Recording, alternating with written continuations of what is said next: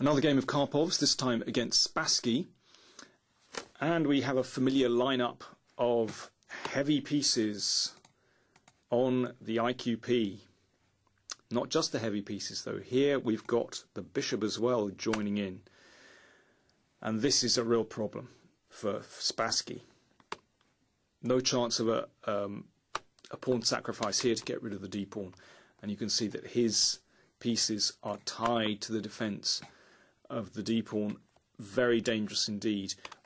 Moreover, this is a wonderful minor piece, the bishop on c3, cutting down across black's king.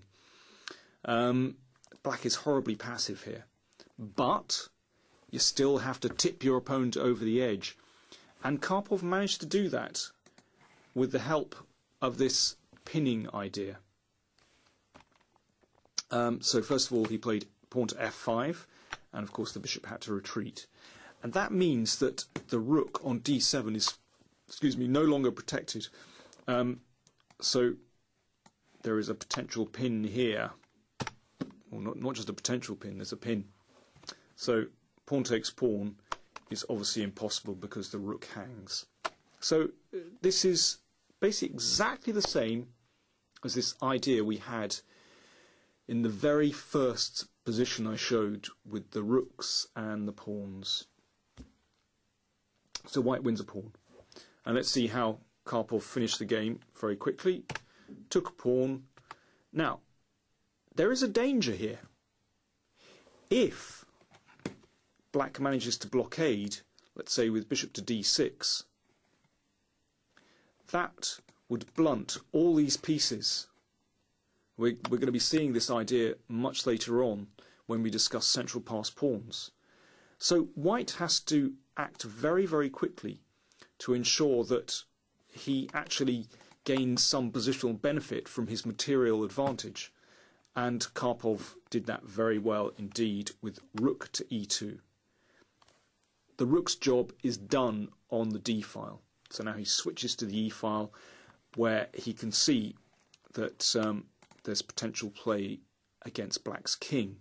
You've still got this beautiful bishop pointing down here. b5, and now great move. Great sacrifice. d6. And white wins material.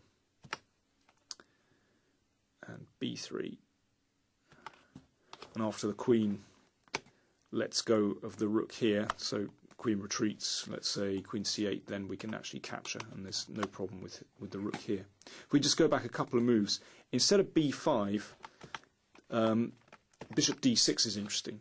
This idea of blockading the pawn. Now, there's a problem here, of course, because f6 starts to look very sensitive, and of course you can exploit that. I think rook e6 is a good move.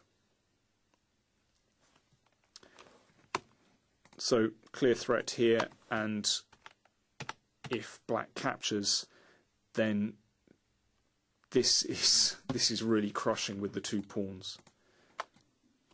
The problem is that black, well, black has no space actually because of these central pawns, and white can turn to the king. For example, here, and queen f5 followed by bishop e4, and well, you can see a variation I give there, but white is doing very well indeed. So there we go, another beautiful Karpov victory against the IQP. So I think the major ideas there are using the heavy pieces to line up against the isolated queen pawn, but also being aware that once you capture that pawn, you have to react very, very quickly in case it's blockaded and your opponent sets up a defence. Okay, this is all very well, but how do we get into these wonderful positions with the major pieces bearing down on the IQP?